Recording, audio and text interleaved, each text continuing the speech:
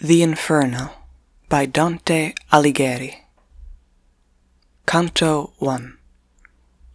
In the middle of the journey of our days, I found that I was in a darksome wood, the right road lost and vanished in the maze. Ah me, how hard to make it understood, how rough that wood was, wild and terrible. By the mere thought my terror is renewed. More bitter scarce were death, but I ere tell at large of good which there by me was found, I will relate what other things befell. Scarce know how I entered on that ground so deeply. At the moment when I passed from the right way, I was in slumber drowned. But when beneath a hill arrived at last, which for the boundary of the valley stood, that with such terror had my heart harassed, I upwards looked and saw its shoulders glowed, radiant already with that planet light, which guideth surely upon every road. A little then was quieted by the sight, the fear which deep within my heart had lain through all my sore experience of the night. And as the man who, breathing short in pain, hath escaped the sea and struggled to the shore, turns back to gaze upon the perilous main, even so my soul, which fear still forward bore, turned to review the pass whence I egressed, and which none living ever left before. My wearied frame, refreshed with scanty rest, I to ascend the lonely hill essayed, the lower foot still that on which I pressed. And lo, ere I had well beginning made, a nimble leopard light upon her feet, and in a skin all spotted o'er arrayed, nor ceased she ere me full in the face to meet, and to me in my path such hindrance threw, that many a time I wheeled me to retreat. It was the hour of dawn, with retinue of stars that were with him when love divine in the beginning into motion drew those beauteous things. The sun began to shine, and I took heart to be of better cheer, touching the creature with the gaudy skin, seeing 'twas morn, and springtide of the year, yet not so much but when into sight a lion came, I was disturbed with fear. Toward me he seemed advancing in his might, rabid with hunger, and with head high thrown, the very air was tremulous with fright. A she-wolf, too, beheld I further on. All kinds of lust seemed in her leanness pent. Through her, ere now, much folk have misery known. By her oppressed and altogether spent, by the terror breathing from her aspect fell, I lost all hope of making the ascent. And as the man who joys while thriving well, when comes the time to lose what he has won, in all his thoughts weeps inconsolable, so mourned I through the brute which rest knows none. She barred my way again and yet again, and thrust me back where silent is the sun. And as I downward rushed to reach the plain, before mine eyes appeared there one aghast and dumb like those that silence long maintain, when I beheld him in the desert vast. Whatever thou art, or ghost or man, I cried, I pray thee show such pity as thou hast. No man, though once I was, on either side Lombard my parents were, and both of them, for native place had Mantua, he replied. Though late sub Julio to the world I came, and lived at Rome in good Augustus' day, while yet false gods and lying were supreme. Poet I was, reknowing in my lay Anchises' righteous son, who fled from Troy. What time proud Ilion was to flames a prey. But thou, why going back to such annoy? The hill delectable, why fear to mount?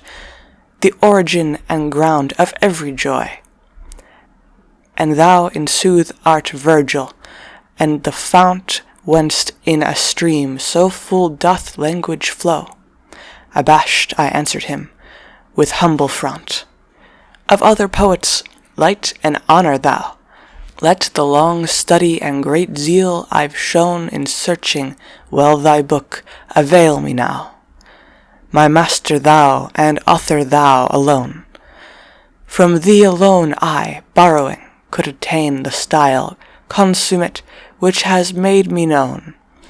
Behold the beast which makes me turn again. Deliver me from her, illustrious sage. Because of her I tremble, pulse and vein. Thou must attempt another pilgrimage. Observing that I wept, he made reply.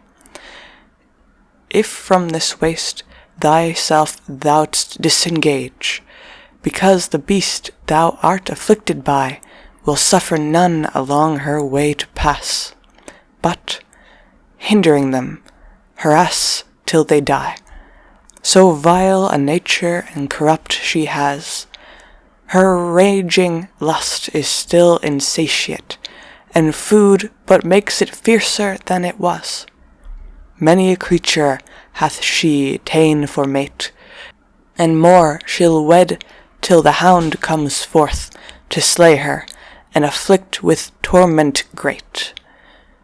He will not batten upon pelf or earth, but he shall feed on valor, love, and lore. Feltro and Feltro tween shall be his birth. He will save humbled Italy and restore, for which of old Virgin Camilla died. Turnus, Eralis, Nissus died of yore, her through all cities chasing far and wide. He at the last to hell will thrust her down, whence envy first unloosed her. I decide, therefore, and judge that thou hadst best come on with me for guide, and hence I'll lead thee where a place eternal shall to thee be shown.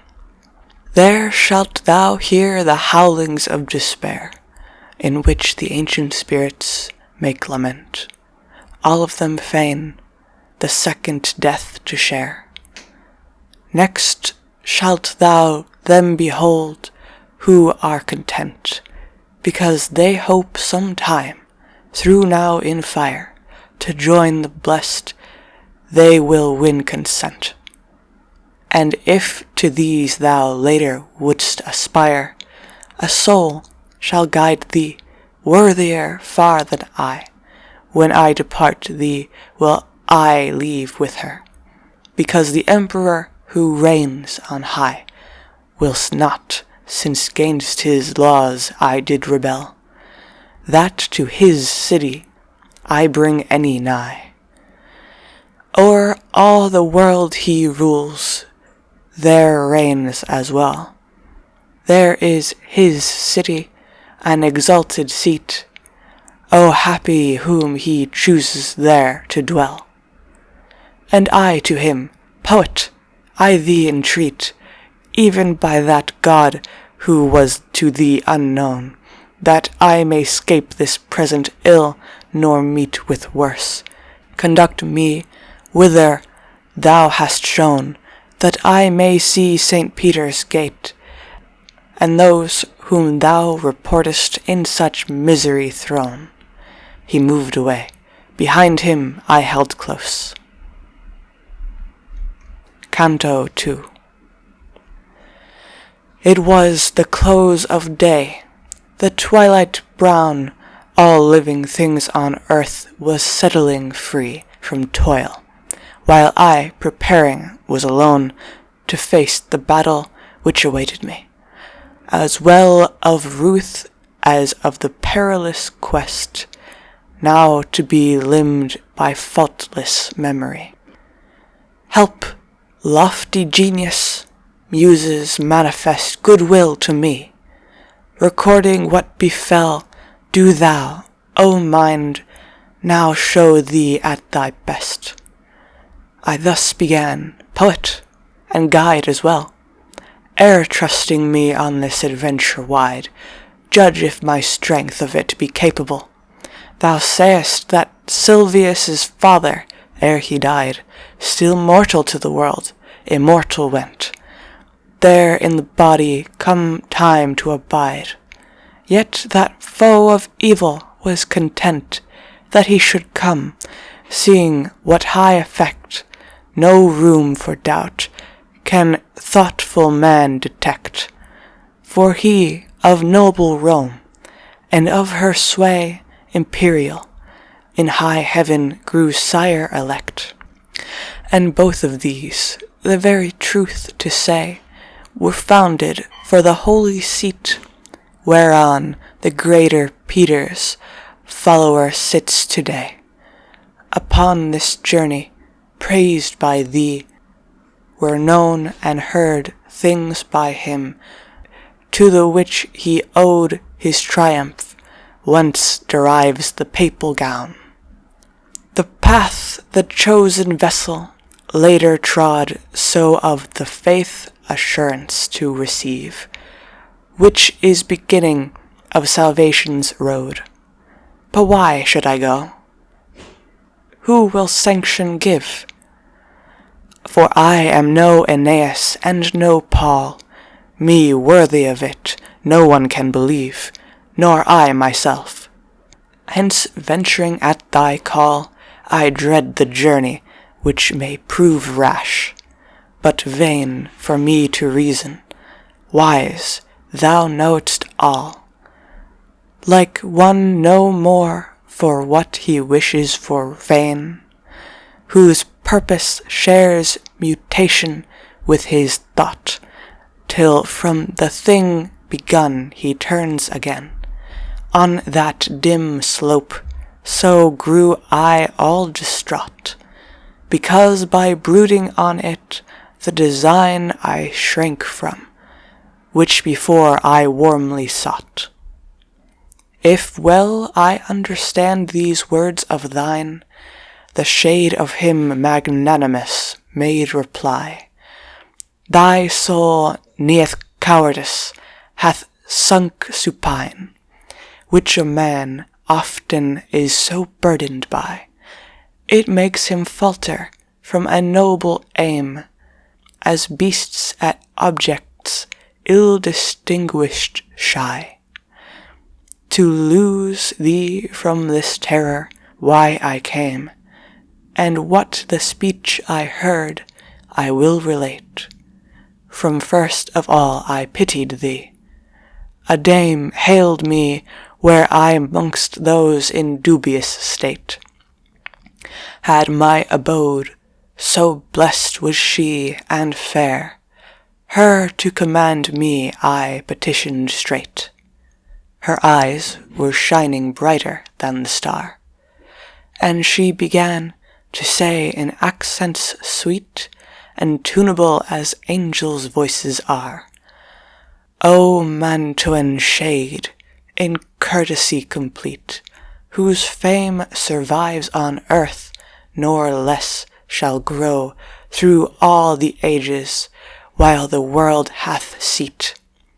A friend of mine, with fortune for his foe, has met with hindrance on his desert way, and, terror-smitten, can no longer go, but turns, and that he is too far astray, and that I rose too late for help. I dread, from what in heaven concerning him they say.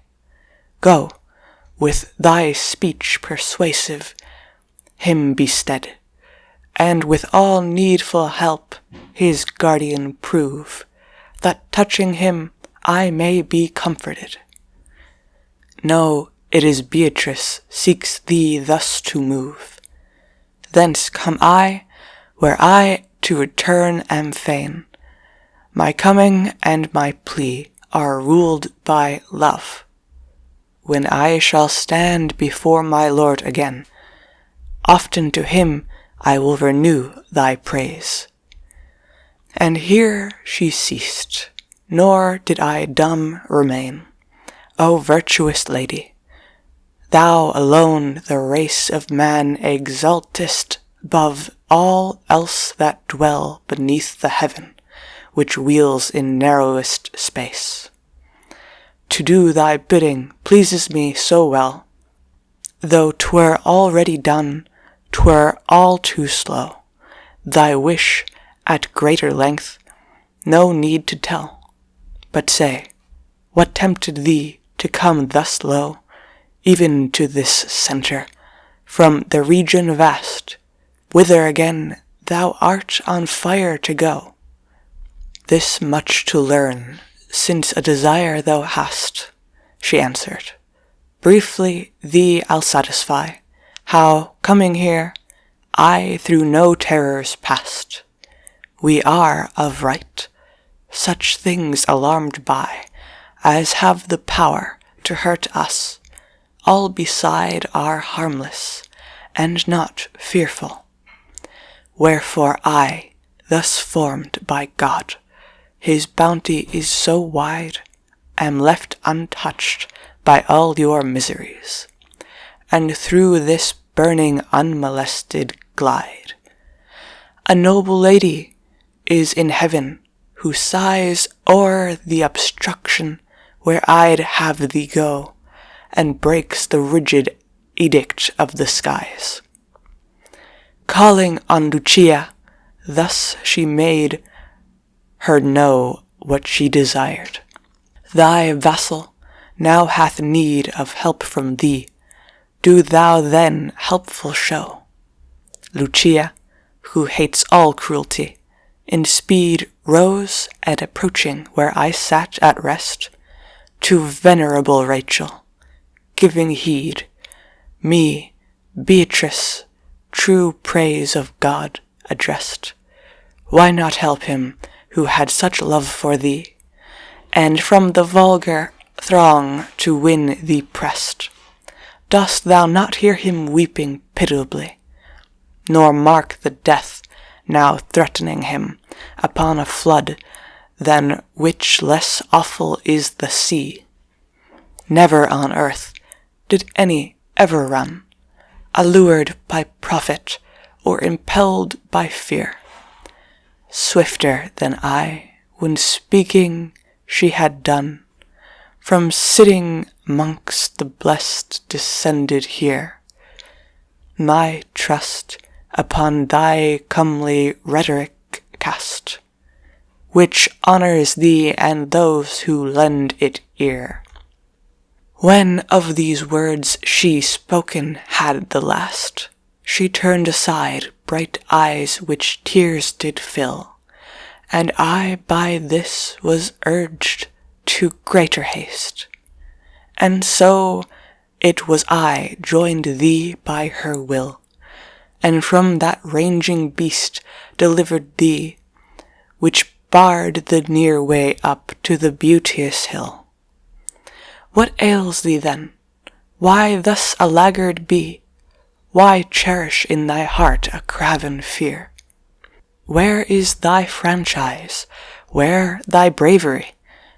When 3 such blessed ladies have a care for thee in heaven's court, and these words of mine thee for such wealth of blessedness prepare, as flowers by chills nocturnal made to pine and shut themselves when touched by morning bright, upon their stems arise, full-blown and fine. So of my faltering courage changed the plight, and such good cheer ran from my heart It spurred me to declare, like free-born generous wight, O pitiful, who for my succour stirred. And thou, how full of courtesy to run, alert in service, hearkening her true word.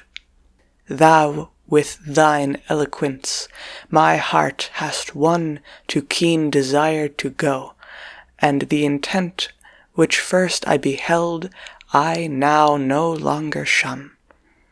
Therefore proceed, my will with thine is blessed. Thou art my guide, Lord, Master, thou alone. Thus I, and with him, as he forward went, the steep and rugged road I entered on. Canto 3. Through me to the city dolorous lies the way. Who pass through me shall pains eternal prove. Through me are reached the people lost for aye. 'Twas justice that my glorious Maker move. I was created by the power divine, the highest wisdom, and the primal love. No thing's creation earlier was than mine, if not eternal. I for I endure. Ye who make entrance every hope resign. These words beheld I, writ in hue obscure, on summit of a gateway, wherefore I. Hard is their meaning, master. Like one sure beforehand of my thought, he made reply. Here it behooves to leave all fears behind. All cowardice behoveth here to die. For now the place I told thee of we find, where thou the miserable folk shouldst see, who the true good of reason have resigned. Then, with a glance of glad serenity, he took my hand in his, which made me bold, and brought me in where secret things there be. There sighs and plaints and wailings uncontrolled, the dim and starless air resounded through. Nor at the first could I from tears withhold. The various languages and words of woe, uncouth accents mixed with angry cries, and smiting palms, and voices loud and low, composed a tumult, which doth circling rise for ever in the air obscured for eye, as when the sand upon the whirlwind flies. And, horror-stricken, I began to say, Master, what sound can this be that I hear, and who the folk thus whelmed in misery? And he replied, In this condition drear are held the souls of that inglorious crew who lived unhonored, but from guilt kept clear. Mingled they are with caitiff angels, who, though from avowed rebellion they refrained, disloyal to God, did selfish ends pursue. Heaven hurled them forth, lest they her beauty stained. Received they are not by the nether hell, else triumph thence were by the guilty gained. And I, what bear they, master, to compel their lamentations in such grievous tone? He answered, In few words I will tell thee. No hope of death is to the wretches known, so dim the life and abject where they sigh. They count all sufferings easier than their own. Of them the world endures no memory. Mercy and justice them alike disdain. Speak we not of them. Glance and pass them by. I saw a banner when I looked again, which, always whirling round, advanced in haste, as if despising steadfast to remain.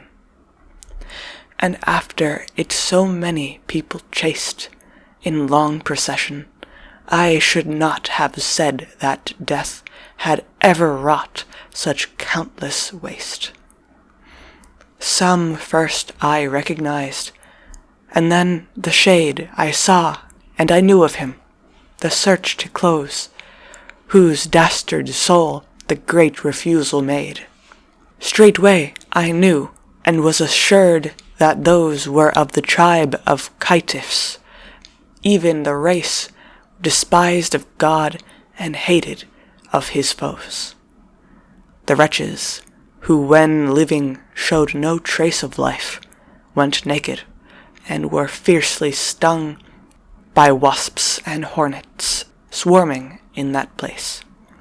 Blood drawn by these out of their faces sprung, and mingled with their tears was at their feet, sucked up by loathsome worms it fell among.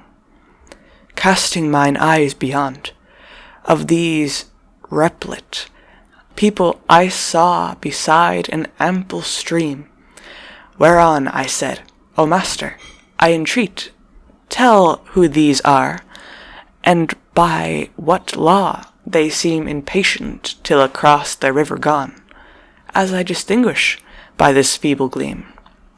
And he, these things shall unto thee be known, what time our footsteps shall at rest be found upon the woeful shores of Acheron.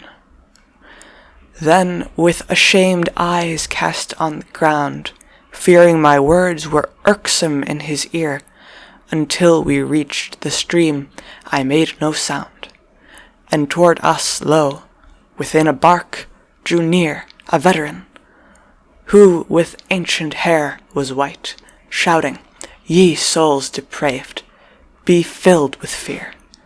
Hope never more of heaven to win the sight. I come to take you to the other strand, to frost and fire, and everlasting night. And thou, O living soul, thou who there dost stand, from 'mong the dead withdraw thee. Then, aware that not at all I stared at his command, by other ways from the ports thou'lt fare, but they will lead thee to another shore, and 'tis a skiff more buoyant must thee bear. And then, my leader, Charon, be not sore, for thus it has been willed, where power never came short of the will. Thou therefore ask no more. And hereby and hereupon his shaggy cheeks grew tame, who is the pilot of the livid pool, and round about whose eyes glowed wheels of flame. But all the shades, naked and spent with duel, stood chattering with their teeth, and changing hue, soon as they heard the words unmerciful. God they blasphemed, and families whence they grew, mankind, the time, place, seed in which began their lives, and seed whence they were born. Then drew they crowding all together as they ran, bitterly weeping, to the accursed shore, predestinate for every godless man. The demon Charon, with eyes evermore aglow, makes signals, gathering them all, and whoso lingers smiteth with his oar. And as the faded leaves of autumn fall, one after the other, till at last the bough sees on the ground spread all its coronal, with Adam's evil seed, so haps it now. At signs each falls in turn from off the coast, as fowls into the ambush fluttering go. The gloomy waters thus by them are crossed, and ere upon the further side they land, on this anew is gathering a host. Son, said the courteous master, understand, all such as in the wrath of God expire, from every country muster on this strand. To cross the river they are all on fire, their wills by heavenly justice goaded on until their terror merges in desire. This way no righteous soul has ever gone, wherefore of thee if Charon should complain, now art thou sure what by his word is shown. When he had uttered this dismal plain, trembled so violently, my terror past recalling now, I'm bathed in sweat again. Out of the tearful ground there moaned a blast, whence lightning flashed forth red and terrible, which vanquished all my senses, and, as cast in sudden slumber, to the ground I fell.